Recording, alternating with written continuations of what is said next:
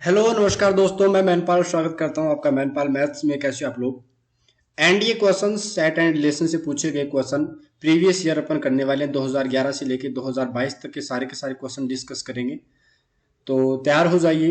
अभी तक आपने चैनल को सब्सक्राइब नहीं किया तो चैनल को सब्सक्राइब कर लीजिए, वीडियो को लाइक कर दीजिए और दोस्तों के साथ शेयर कर दीजिए। एनडीए के जितने भी क्वेश्चन सेट एंड रिलेशन से पूछे गए हैं 2011 से 2022, उनका अपन डिस्कशन करने वाले हैं वन बाय वन। चलिए 2011 का पहला क्वेश्चन देखते हैं। अगर आपने सेट एंड रिलेशन अभी तक नहीं पढ़ा है तो आप इस चैनल पे पढ़ सकते हैं। आपको फ्री के अंदर सारी की सारी नोट्स एंड वीडियोस प्रोवाइड करवाई गई है प्रैक्टिस के साथ में, तो आप उनको देखकर आप आराम से अपनी तैयारी को बेहतरीन बना सकते हैं। चलिए दोस्तों, पहला क्वेश्चन आज का ये रहा। If P Q R are non collinear points then what is the P Q intersection P R क्या होगा? 2011 के पहले पेपर के अंदर पूछा गया क्वेश्चन है।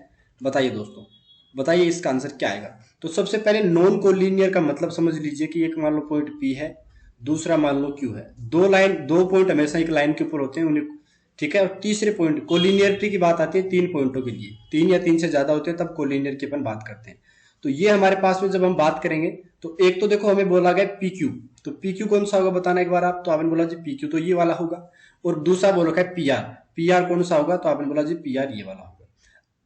अगर इनका इंटरसेक्शन करते हैं, ये थोड़ा आगे की तरफ जाएगी, ये आगे की तरफ जाएगी, तो आपको साफ साफ पता चले कि पी इनके बीच में कॉमन आ रहा है। इसका मतलब आंसर बी आपका राइट हो गया। पी ही होगा एक सेट के अंदर। इसे अपन सिंगलटन सेट भी बोलते हैं अगर आपको पता हो तो, जिसके अंदर एक ही एलिमेंट होता है। तो इसका आंसर बी वाला राइट हो जाएगा। नेक्स्ट क्वेश्चन 2011 के पेपर फर्स्ट के अंदर पूछा गया था, ये रहा कि ए की वैल्यू 4n+2 है, n is a natural number and B 3n है, n is a natural number, then what is the A intersection B क्या होगा? आपको पता है ना, इस ये प्रॉपर्टी मेथड में लिखा हुआ है। प्रॉपर्टी मेथड को अगर अपन सबसे पहले कन्वर्ट करते हैं तो आपको देखो क्या करेंगे। एक की वैल्यू आ जाएगी, नेचुरल नंबर आप जानते हो कहां से स्टार्ट होते हैं, एक से स्टार्ट होते हैं। तो एन की जगह एक रखिए, जहां एक रखोगे तो 4+2 6 हो जाएगा। फिर दूसरे की बात करते हैं, एन की वैल्यू 2 रखोगे तो 4 × 2 8, 8 और 2 कितने हो गए? 10 हो गए, ये 10 हो गया। 3 रखोगे तो 14 आ जाएगा, यानी 4 का डिफरेंस आता है। बाद में 18 आएगा, उसके बाद में 18 और 4 22 हो गए। इस टाइप से ये चीजें चलती रहेंगी।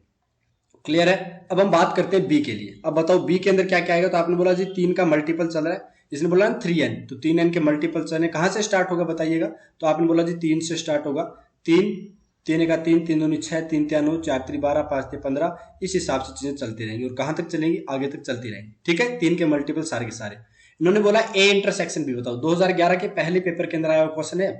ठीक है, ए इंटरसेक्शन बी जब हम करते हैं तो कॉमन वाली चीजें बताते हैं। बताओ कॉमन क्या क्या आने वाला है, बताना ध्यान से एक बार। तो आपने बोला अगर हम कॉमन की बात करते हैं तो देखो एक तो 6 कॉमन आ रहा है दोनों के अंदर। 6 के बाद में कौन सा आएगा? आपने बोला 15 के बाद 16 17 18, 18 आएगा। तो इसमें 18 भी आ रहा है क्या? आपने बोला उससे पहले नहीं आ रहा, तो 6 आएगा, उसके बाद 18 आएगा। और इस टाइप से चीजें चलती रहेंगी। 6 और 18, इसका मतलब साफ साफ पता चला कि आपको कि 4 और 3 अपने पास में इस टाइप से 6 18, उसके बाद आगे की चीजें चलती रहेंगी। अब आपको चेक करना है कौन सा ऑप्शन देख रहा है। आपको एक बात बताओ कि अगर n की वैल्यू यहाँ एक रखते हैं, n की वैल्यू एक रखते हैं तो यहाँ 12 और 6 18 आता है, लेकिन 6 तो छूट गया, जबकि 6 भी आना चाहिए था इनके इंटरसेक्शन में। फिर यहाँ पर 24 - 12, n की वैल्यू 1 रखेंगे तो फिर 12 आ रहा है। पहला ही इसका एलिमेंट 12 आ रहा है, इसका मतलब ये भी नहीं हो सकता आंसर में। 60 और 30 90 हो गया, ये तो बहुत ज्यादा निकल गया। यहाँ देखो 12 में से 6 गए तो 6, तो ये वाला पहला आ जाएगा। तो अपना आंसर जो है वो डी वाला राइट हो जाएगा। दो क्वेश्चन अभी तक 2011 के पेपर पहले के अंदर आए हुए। ये रहा 2011 के अंदर तीसरा क्वेश्चन पेपर फर्स्ट के अंदर। तो देखो सेट एंड रिलेशन का बहुत बड़ा वेटेज है यहाँ पे एनडीए के अंदर, तो आप ध्यान से देखना। What is the set of points x, y पूछा है। इक्वेशंस ये दे रखी है, दो इक्वेशन को सिंप्लीफाई करना और बताना क्या होगा। तो आपने ये बोला कि x² + y² की वैल्यू 4 है। ठीक है जी। अगर हम बात करें x + y की, तो ये वैल्यू कितनी आ रही है? तो आपने बोला दी। दोनों को सेटिस्फाई करना चाहिए। अब आप एक बात बताओ, अगर हम यहाँ पे y की वैल्यू 0 करते हैं, ध्यान से सुनिएगा, y की वैल्यू अगर 0 करते हैं, बाकी लोग इसको स्क्वायर करके कोशिश करेंगे, लेकिन y की वैल्यू अगर 0 करेंगे तो x² कितना हो गया? 4 हो गया। तो x की वैल्यू +-2 आएगी क्या? आपने बोला जी +-2 आएगी। इसका मतलब एक तो बनेगा 2,0 और एक बनेगा -2,0, ऐसे ही बनेगा क्या जी। और एज इट इज अगर y की वैल्यू 0 तो x की वैल्यू भी 0 करो। जब x की वैल्यू 0 करोगे तो y² की वैल्यू 4 आ गई, और यहाँ से सेम टू सेम y की वैल्यू +-2 आएगी। तो दो और कौन कौन से बन गए? 0,2 बन गया और एक 0, -2 बन गया। लेकिन अगर हम यहाँ पे बात करें कि अगर ये इसको पॉइंट को सेटिस्फाई करा, यहाँ पे करा के देखो, अगर x की वैल्यू 2 है, y की वैल्यू 0 है तो 2 आ रहा है, इसका मतलब पहले वाला पॉइंट जो है वो राइट हो गया, दूसरा नहीं होगा, बिकॉज x की वैल्यू -2 प्लस में 0 ये 2 के बराबर नहीं होता ना, आपने बोला नहीं होता, इसका मतलब ये वाला पॉइंट नहीं आएगा, एज इट इज प्लस वाला ही आएगा, माइनस वाला नहीं आएगा, तो इसके अंदर दो ही आएंगे, कौन कौन से, एक तो 0,2, एक 2,0, आंसर सी आपका राइट हो गया। क्लियर है, उम्मीद करते हैं आपको अच्छे से ये चीजें क्लियर हो गई होंगी। माइनस वाला समझ में आया ना, दूसरा माइनस वाला का ऐसे भी चेक कर सकते थे, अगर इसके अंदर देखोगे तो ऑप्शन ए माइनस इसमें भी आ रहा है, इसमें भी आ रहा है, इसमें भी आ रहा है, तो इनको वैल्यू हटा देते। क्लियर है। 2011 के अंदर पेपर फेस्ट के अंदर चौथा क्वेश्चन, देखो 3 क्वेश्चन आ चुके हैं अभी तक, पहला, दूसरा, तीसरा, चौथे क्वेश्चन की तरफ बढ़ते हैं। एक सेट के अंदर 1 2 5 6 एलिमेंट है और बी के अंदर 1 2 3 एलिमेंट है, हमें ए मल्टीप्लाई बी करना है, बी मल्टीप्लाई ए करना है, फिर बताना है कि इनका इंटरसेक्शन क्या होगा। ध्यान से सुनिएगा, अब ए मल्टीप्लाई बी करेंगे तो क्या क्या बनने वाला है। वैसे अपने को बहुत ही कम टाइम में करना होता है इन क्वेश्चनों को, तो फटाफट जितना माइंड चल सकता है उतना चलाना है अपने को। ठीक है, 1,1 आ गया, 1,2 आ गया, फिर 1,3 आ गया, एक के साथ 3 हो गए। अब बात करते हैं 2 के साथ में, तो 2 1 आएगा, फिर 2 2 आएगा, फिर हमारे पास में 2 3 आएगा, और फिर 2, फिर 3 वाले बनेंगे तो 3 1 आएगा, 3 2 आएगा, 3 3 आएगा। भाई ऐसे तो आएगा हमारे पास में, बोला 3 नहीं है, यहाँ पर 5 वाला है सर, तो इधर 5 कर दीजिए, यहाँ पे 5 हो जाएगा। चलिए, उम्मीद करते हैं आपको ये 5 1 5 2 5 3 आ गया होगा। फिर हम बात करते हैं नेक्स्ट, वो आएगा 5 3 का, 5 वाला क्लियर हो गया, फिर कितना आएगा 6 1 का, तो 6 1 हो गया, फिर 6 2 हो गया, फिर 6 3 हो गया, बस ये आपका आंसर हो गया। ये तो आ गया ए क्रॉस बी। अब अगर आपको करना है बी क्रॉस ए, तो बी क्रॉस ए बता दीजिए कितना आएगा। बोला अब आपस में एलिमेंट चेंज हो जाएंगे, 1,1 तो आएगा ही आएगा, उसके बाद में 1,2 आएगा, यानी अब ये 2 को मतलब एक दूसरे को चेंज करना है, समझ गए ना। अब पहले एक के आएंगे तो एक का 2 के साथ, एक का 1 के साथ, एक का 2 के साथ, एक का 5 के साथ, एक का 6 के साथ, इस हिसाब से अपने को चेंज करना है। तो मैं आपको चलो एक सिस्टमेटिक मैनर के अंदर बता देता हूं ताकि आपको कंफ्यूजन ना हो। चलिए दोस्तों, अगर हम बात करते हैं तो पहले वाले के अंदर आएगा 1 1, फिर आएगा 1 2, फिर आएगा 1 5, फिर आएगा 1 6, ये आ गया, कंप्लीट हो गया। अब 2 की बात करते हैं तो 2 1 आएगा, 2 2 आएगा, 2 3 आएगा, सॉरी 2 5 आएगा, और फिर 2 6 आएगा। फिर ऐसे ही हमारे पास में 3 1 आएगा, 3 2 आएगा, 3 5 आएगा, और 3 6 आ जाएगा। ये एलिमेंट आ गए हमारे पास में। अब इनके बीच में कॉमन निकालना है, तो कॉमन देखो 1 1 का कॉमन आ रहा है, क्या बोला आ रहा है, फिर 1 2 का कॉमन आ रहा है जी, 1,2 का भी कॉमन आ रहा है, 1 3 का नहीं आ रहा, छोड़ो, फिर 1 5 कहीं ये भी नहीं आ रहा, 1,5 नहीं आ रहा, आपको दिख रहा होगा। और आप बताओ, तो आपने बोला ऑप्शन से अगर हम करें तो 1 1 वाला आ गया, 1,2 वाला आ गया, इस वाले ऑप्शन के अंदर भी, इस वाले ऑप्शन इसके अंदर नहीं है 1,2, तो इनको दोनों को हटा दिया। बात करते हैं 2 1 आ रहा है, क्या आपने बोला जी 2 1 यहाँ पे तो आ रहा है, यहाँ पे आ रहा है, क्या बोला 2 1 यहाँ पे भी आ रहा है, मतलब 2 1 वाला भी ऑप्शन होगा, तो ये कट गया, आप सर साफ साफ दिख रहा है बी वाला। और इसके अलावा 2 2 वाला कॉमन निकलेगा, आपको पता है यहाँ से 2 2, यहाँ पे 2 2, और इसके अलावा कुछ भी नहीं आने वाला। उम्मीद करते हैं ये वाला अच्छे से क्लियर हो गया होगा। नेक्स्ट क्वेश्चन, अब देखो एक्चुअल में क्या है, इन्होंने क्या किया पेपर के अंदर 2011 के अंदर, पहला दूसरा तीसरा चौथा 4 क्वेश्चन तो पूछ लिए ऐसे 1 बाय 1, अब 5 क्वेश्चन ऐसे पूछ लिए गए, एक साथ 5 क्वेश्चनों को इसके अंदर कर दिया, तो टोटल 9 क्वेश्चन आए। आप समझो 9 को 2.5 से मल्टीप्लाई कर लो, यानी 5/2 से मल्टीप्लाई करो, 45/2, 45/2 जानते हो कितना होता है, 22 दूनी 44, 22.5, यानी 22 नंबर, 22.5 नंबर का पोर्शन तो यहां से आ गया, बहुत बड़ी बात होती है ये। क्लियर है। चलो अब इस क्वेश्चन को करने के लिए हो सकता है थोड़ा सा अपने को 3 से 4 मिनट लग जाए, लेकिन एक बार ये 3 से 4 मिनट में हो गया, बाकी उसके बाद में इनके जो जितने भी वो फटाफट हो जाए, क्योंकि अपने पास डायग्राम बन जाएगा। ये एक्चुअली वेन डायग्राम से पूछा गया क्वेश्चन है। चलो देखते हैं कैसे करेंगे। वैसे आपको वेन डायग्राम पढ़ा दिया है फ्री के अंदर, तो आप देखना बहुत ही अच्छी तरीके से उस चीज को बताया गया। आप एक बात बताइए सबसे पहले कि आपको सबसे पहले बोला गया था कि ये हमारे पास यूनिवर्सल सेट की तरह देखते हैं अपन, रेक्टेंगुलर फॉर्म में होता है, फिर आपको 3 ऐसे गोले बनाने, क्या करने हैं 3 ऐसे गोले बनाने, ये आपने गोले बना दिए, चलो ठीक है, ये भी आपका काम हो गया। अब आप एक बात बताओ, इसने एक चीज बोली है, वो ध्यान से सुनना कि a student of class are offered 3 language, पहला हिंदी है, दूसरा हमारे पास में इंग्लिश है, और तीसरा जो गोला है अपने पास में वो फ्रेंच का है। तो आप इसे फ्रेंच से यानी एफ से डिनोट कीजिए। आपने बोला ठीक है साहब, फ्रेंच से डिनोट कर दिया। अब इसने बोला है देखो वेयर 28 स्टूडेंट, इसमें क्या बोला 15 स्टूडेंट लर्न ऑल 3 लैंग्वेज, तो तीनों लैंग्वेज 15 ये वाले हो गए क्या, ठीक है। 28 स्टूडेंट कोई सी भी भाषा नहीं समझते, इसका मतलब 28 बाहर हैं। चलिए अब आगे बोला गया the number of the student, ये अलग अलग चीजें बता रखी है, आप इस यहां तक छोड़ दीजिए एक बार, ठीक है। आप क्वेश्चन पढ़ोगे, मैंने क्योंकि पहले पढ़ लिया क्वेश्चन। इसने बोला 23 स्टूडेंट लर्न ओनली हिंदी, तो 23 स्टूडेंट ओनली हिंदी पढ़ते हैं। उसके बाद में 17 स्टूडेंट ओनली इंग्लिश पढ़ते हैं, ठीक है ये भी। और फिर इन्होंने बोला कि फ्रेंच ओनली 11 पढ़ते हैं। देखो ओनली 11 स्टूडेंट आए, मतलब फ्रेंच ओनली ये हो गया 11। अब आप इस चीज को नोट कीजिएगा, यहाँ पे मैं मान लेता हूं कि ये ए हो गया, ये बी हो गया, ये सी हो गया। ए क्या है एक्चुअल में, ए और हिंदी और इंग्लिश पढ़ने वाले हैं बस, जो हिंदी और इंग्लिश पढ़ते हैं, फ्रेंच नहीं पढ़ते। सी कौन से हैं, जो इंग्लिश और फ्रेंच के अंदर आ रहे हैं, जबकि हिंदी के अंदर नहीं आ रहे। और बी कौन सा है, हिंदी और फ्रेंच के अंदर आ रहे हैं, इंग्लिश के अंदर नहीं आ रहे। चलिए, अब इन्होंने एक चीज बोली थी जो अपन ने छोड़ना स्टार्ट किया था, the number of the student learning Hindi and English but not French. Hindi और इंग्लिश वाले कौन से, तो आपने बोला ए। इसकी वैल्यू बराबर दे रखी है किसके, देखो यहाँ पे, but not French is twice, दुगने हैं number of student learning Hindi and French. Hindi and French वाले बी अभी बताया था, तो उनका दोगुना इस टाइप से दे रखा है। तो पहली क्वेश्चन तो अपनी यहां से बन गई। फिर बोला गया है आगे इस चीज को, the number of student learning English and French. English and French वाले कितने, तो आपने बोला जी सी है, जिसकी वैल्यू किसके बराबर दे रखी है, twice of Hindi and French वाले, हिंदी एंड फ्रेंच वाले बी है। तो कहने की बात है ये दो रिलेशन दे दिए अपने को। आपको यहाँ पे पता है कि देखो यहाँ पे लिखा हुआ है कि the total number of student learning French, French is 46। French में 46 है। फ्रेंच के सारे बताना कौन कौन से, तो आपने बोला इसमें 11 भी आ रहा है, उसमें 15 भी आ रहा है, उसमें बी भी आ रहा है, उसमें सी भी आ रहा है। इन टोटल वैल्यू कितनी दे दी, 46 दे दी। 11 और 15 कितने हो गए, 26 हो गए। इधर जाके घट जाएंगे तो बी प्लस सी कितना आ गया, 20 आ गया। ये आपका एक तरीके से हो गया क्या। अब आप एक बात बताओ, ए बी सी के अंदर 3 है, तो आप एक काम करो, a बटा 2 करो, तो हमारे पास बी की वैल्यू आ जाएगी क्या, इस पहली वाली इक्वेशन से बोला आ गई। बी की वैल्यू बराबर कर दोगे, यहाँ पर भाग लगाओ तो सी बटा 2 हो गया क्या, यानी एबीसी के बीच में ये रिलेशन स्टैब्लिश हो गया अपना। आपने बोला ठीक है साहब हो गया। अब हमने क्या करना है, देखो b प्लस सी 20 दे रखा है, तो b की जगह b रखो, c की जगह क्या रखेंगे, अगर हम इन दोनों को इक्वल करते हैं तो 2 भी रख देंगे क्या, बराबर में कितना हो गया। आपने बोला जी गड़बड़ हो गई है कुछ न कुछ, ये तिगुने थे एक्चुअल में, सब तिगुने थे, चलो कोई बात नहीं, ये c बटा 3 कर दो, तो एक्चुअल में ये 3 भी आएगा, बराबर में 20 हो गया। तो 4 भी कहाँ है तिगुने लिखे हुए, मैं आपको दिखाता हूँ, ये देखो थ्राइस लिखा हुआ है ना, इसलिए।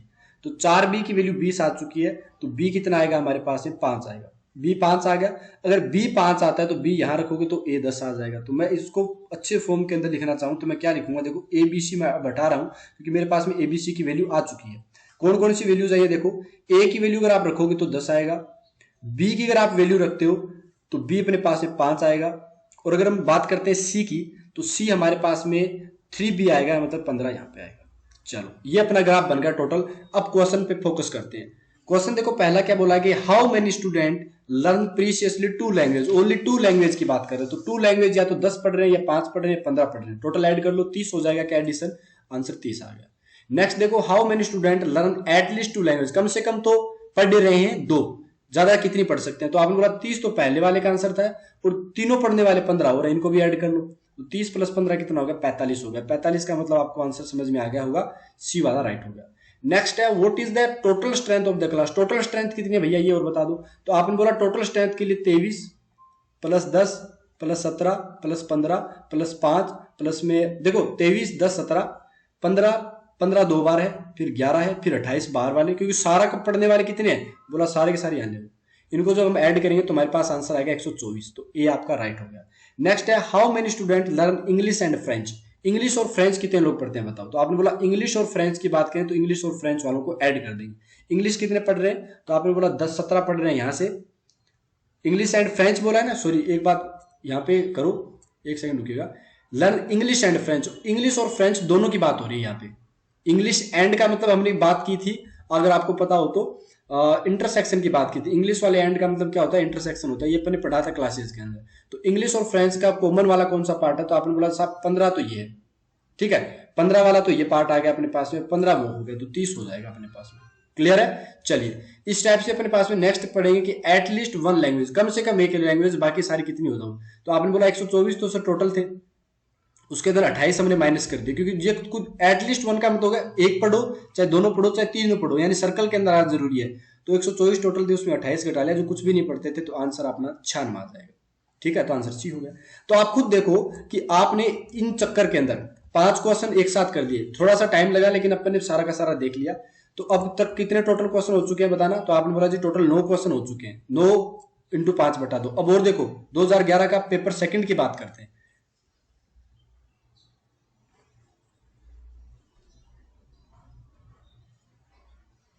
ठीक है, चलिए ए बराबर दे रखा है अपने पास में ABC, what is the number of proper subset of A. Proper subset के बारे में बताया था ना कि एन ऑफ पी ऑफ ए कितना होता है, जो एलिमेंट होते हैं ए के अंदर, मान लो एन एलिमेंट ऑफ ए हमारे पास में एम दे रखा है तो 2 पावर एम होता है, ऐसा ही कुछ है क्या। तो 3 एलिमेंट 2 की पावर 3 कितना हो गया, 8 हो गया। यही अपने पास में आंसर आ जाएगा। क्लियर है कि नहीं क्लियर है।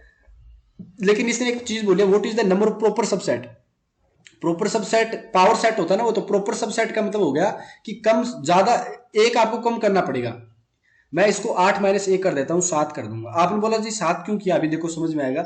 एक सबसेट ये भी बनेगा क्या, एबीसी खुद ही अपने पास सबसेट होता है, लेकिन इसे प्रॉपर सबसेट के अंदर नहीं गिना जाएगा, बिकॉज प्रॉपर सबसेट के अंदर कम से कम एक तो होना ही चाहिए। क्या आपने बोला जी हाँ, एक तो कम से कम होना चाहिए, तो उस टाइम अपना 7 आंसर आएगा। समझ गए बात को। चलिए नेक्स्ट क्वेश्चन है, five is a null set. Five क्या है, null सेट है। Then which one of the following is correct. Five की वैल्यू 0 होती है, गलत बात है भैया। 5 0 अंदर आता है, गलत बात है, गलत बात है। आंसर डी अपना राइट हो जाए, मतलब उसको खाली छोड़ना है, या फिर उसको 5 से डिनोट कर देते हैं। 2011 के सेकंड पेपर के अंदर आया क्वेश्चन है, तो देखो अपने पास में अभी तक 2 क्वेश्चन आ चुके हैं 2011 के सेकंड पेपर के, लेकिन इजी है ना क्वेश्चन, आराम से कर सकते हैं भाई।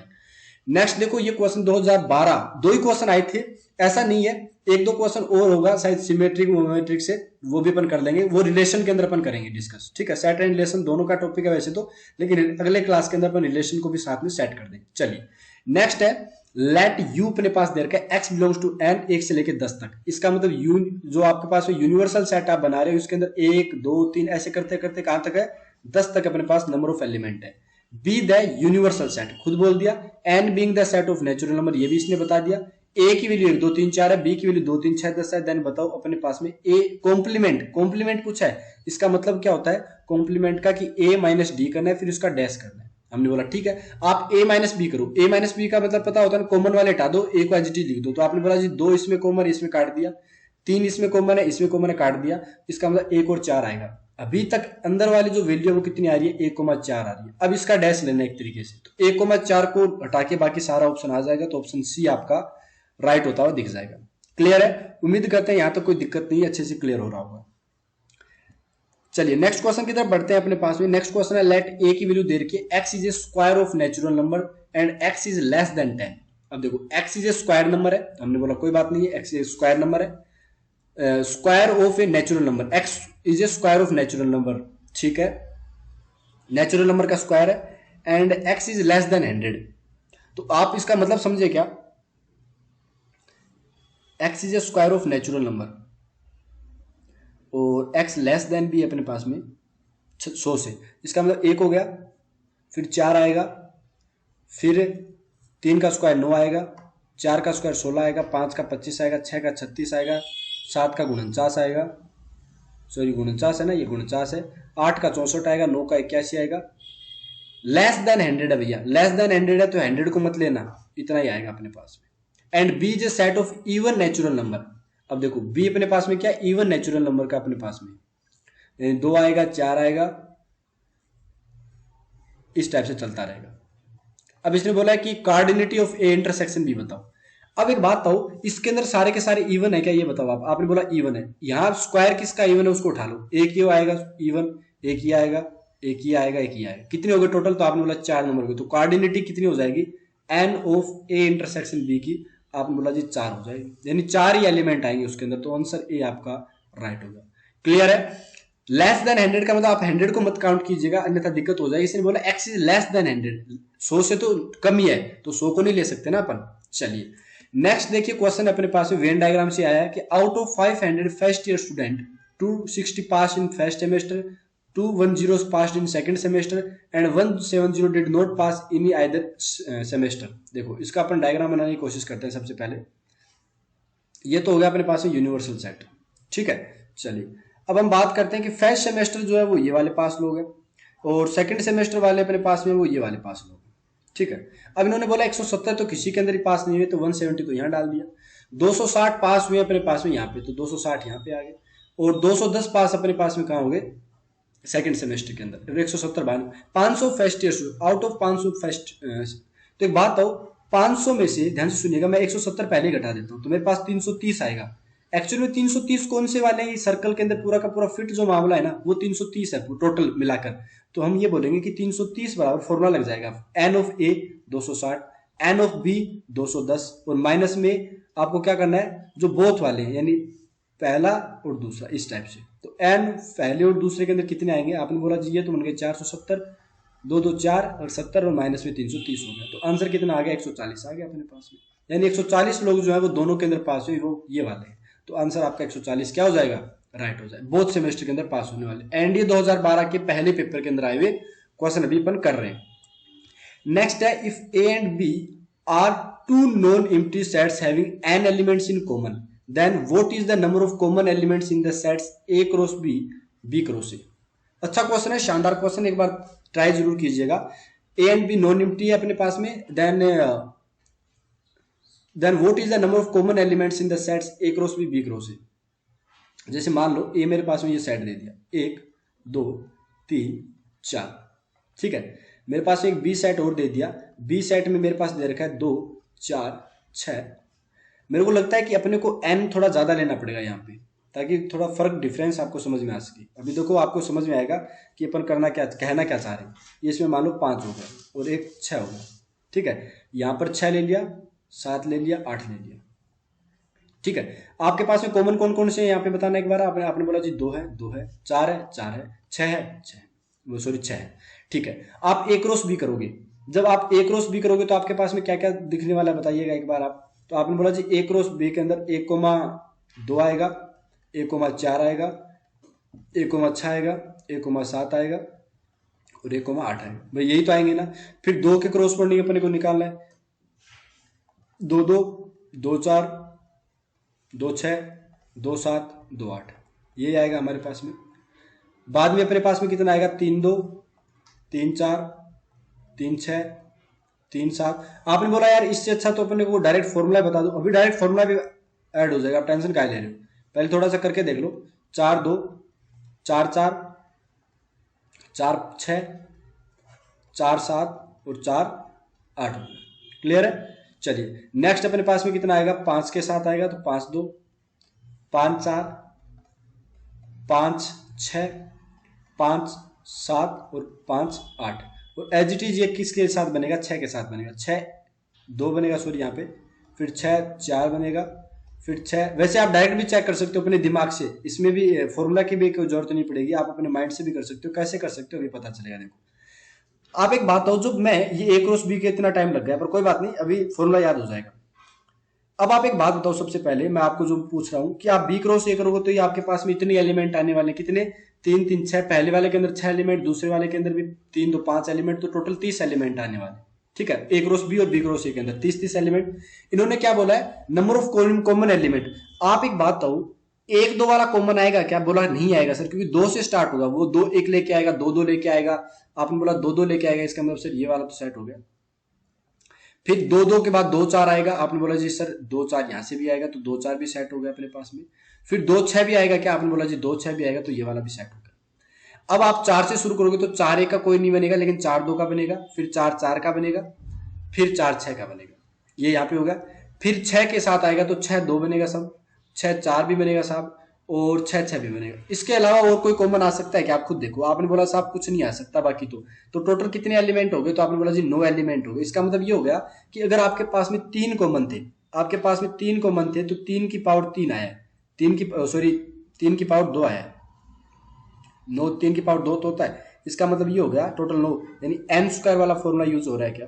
2 कॉमन इसलिए नहीं लिए क्योंकि इसका आंसर भी अगर एन की वैल्यू 2 कॉमन लेते तो 4 बनता है, इसका भी 4, तो कंफ्यूज हो जाते हैं ना अपन, इसलिए ये लिखा, और बी स्क्वायर इसका आंसर आएगा। अब देखो, जब एनडीए 2012 का पहला कोई बैच निकाल रहा होगा, क्योंकि अपन तो 2017-18 के बाद आए हैं, तो पढ़ा रहा होगा, तो इसने ये चीज तो नहीं सोची होगी, या किसी ने मान लो पढ़ा रखा है, वो अच्छी बात है, पहले कोई एग्जाम के अंदर कॉपी पेस्ट है ये क्वेश्चन तो अलग बात है।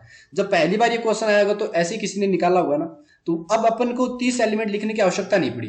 क्यों नहीं पड़ी समझ में आया क्या, क्योंकि अपने को पता चल गया किस हिसाब से कॉमन आने वाले, एन स्क्वायर अपना राइट आंसर बन गया। चलिए नेक्स्ट क्वेश्चन बढ़ते हैं कि A and B are any two sets, then what is the A intersection A union B, मतलब ये बताओ इसका आंसर क्या बनेगा।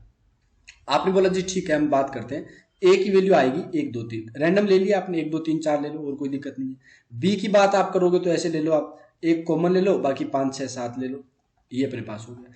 अब ए यूनियन बी कितना आएगा आप खुद बताना। तो आपने बोला जब ए यूनियन बी करेंगे साहब तब हमारे पास जो बनने वाला है ना। अब आप एक बात हो, ए यूनियन बी का साफ साफ मतलब समझ रहे हो क्या आपको क्या हुआ? आपने बोला नहीं समझे, चलो समझा देते। 1 2 3 4 5 6 7 ये आएगा हमारे पास में। अब इसका अगर इंटरसेक्शन ए के साथ लोगे तो दोबारा ए के ही आ जाएंगे क्या? आपने बोला जी ए के ही आ जाएंगे, मतलब डी आंसर राइट हो गया क्या?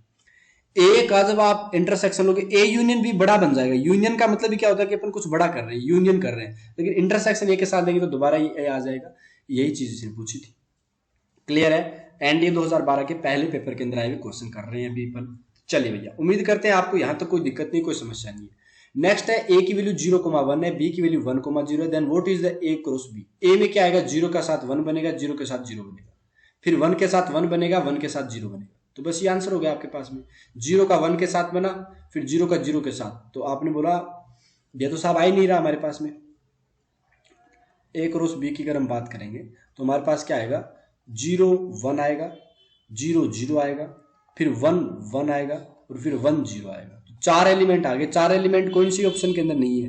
तो आपने बोला सर डी आंसर राइट हो जाएगा। आपने बोला डी कैसे हो गया? आप खुद देखो, ए क्रॉस ए जैसे अपने को करना रहा तो अपन 0,1 को मल्टीप्लाई किससे करेंगे? 1,0 से। आप करके देखो, 0 का 1 के साथ, 0 का 0 के साथ, 1 का 1 के साथ, 1 का 0 के साथ, तो वापस वही क्या बनेगा? ए क्रॉस ए। तो आंसर आपका डी राइट हो गया। वैसे ही पता था एन ऑफ ए हमारे पास में 2 है, एन ऑफ बी हमारे पास में 2 है, तो ए क्रॉस बी में कंफर्म है 4 एलिमेंट आने वाले। यहाँ पे 2 2 एलिमेंट आ रहे हैं, देखो यहाँ पे 3 आ गए, तो 4 तो यहीं पे बन पाएंगे। उम्मीद करते हैं आपको अच्छे से समझ में आ रहा होगा। नेक्स्ट है सेट ऑफ ए, एक्स है, एक्स प्लस 4 बराबर 4, कैन ऑल्सो रिप्रेजेंटेड बाय। तो आपको पता है ये प्रॉपर्टी पहले सोल्व करते हैं। प्रॉपर्टी मेथड से अपन ने कर रखा है कॉन्सेप्ट की क्लास में। तो एक्स की वैल्यू 0 आ गई, तो एक ही एलिमेंट आएगा। तो आप 0 ये मत लिखना, 5 मत लिखना, ये मत लिखना, 0 एक एलिमेंट की तरह ट्रीट होगा। तो आंसर डी अपना राइट हो जाएगा। देखो इस टाइप के एनडीए क्वेश्चन पूछता है तो मुझे नहीं लगता कि अपन ने जो कॉन्सेप्ट की क्लास ली थी उसके बाद में कभी प्रॉब्लम आएगी। हर एक क्वेश्चन अपना इस हिसाब से चल रहा है, अपने कॉन्सेप्ट के हिसाब से चल रहा है। ठीक है, तो आज की क्लास उम्मीद करते हैं आपको अच्छी लगी होगी। अब जो नेक्स्ट क्लास होगी उसके अंदर देखो अपन क्या करने वाले हैं 2012 के। अच्छा और क्वेश्चन, चलो 2012 का पहला पेपर का क्वेश्चन देखो। अब आप खुद देखो 4 क्वेश्चन यहां से और आ गए। ये जो अपन ने अभी वेन डायग्राम का देखा था ना, अगली क्लास के अंदर इनको डिस्कस करेंगे, अभी नहीं करेंगे। तो मैं आपको यही बोलना चाह रहा हूं कि आपके मान लो 22.5 23 नंबर 25 नंबर तक ये सेट और रिलेशन तो अलग रहेगा, जो कि रिलेशन के क्वेश्चन तो अपन अगली क्लास के अंदर करेंगे। तो इतने क्वेश्चन जब आपको पूछ लेता है तो आपको इस पार्ट को पढ़ना बहुत ही ज्यादा इंपॉर्टेंट हो जाता है। ठीक है दोस्तों, तो मिलते हैं आपके साथ में अगली क्लास में। तब तक वीडियो को लाइक कर दीजिएगा, शेयर कर दीजिएगा दोस्तों के साथ और सब्सक्राइब कर दीजिएगा। बहुत ही धमाकेदार चीजें आपको इस चैनल पे पढ़ाई जाती है, जिसमें आपको कॉन्सेप्ट की क्लासेस फ्री के अंदर अवेलेबल कराई गई है। नोट्स बनाओ, मजे करो, उसके बाद एग्जाम्पल बीच बीच में सेट किए गए हैं अच्छे अच्छे वाले, ताकि आपका थोड़ा दिमाग और ज्यादा खुले। उसके बाद में अपन प्रैक्टिस कर रहे हैं, जितना हो सकता है प्रैक्टिस भी कर रहे हैं। और इसके साथ साथ में एक बेनिफिट और मिल रहा है आपको, मॉडल पेपर भी डिस्कस हो रहे हैं। मॉडल पेपर करोगे ताकि आपको और ज्यादा पता चलेगा किस टाइप से एग्जाम के अंदर क्वेश्चन आते हैं। ठीक है दोस्तों, मिलते हैं आपके साथ में नेक्स्ट क्लास में। तब तक के लिए धन्यवाद। जय हिंद, जय Bharat, bye bye, take care.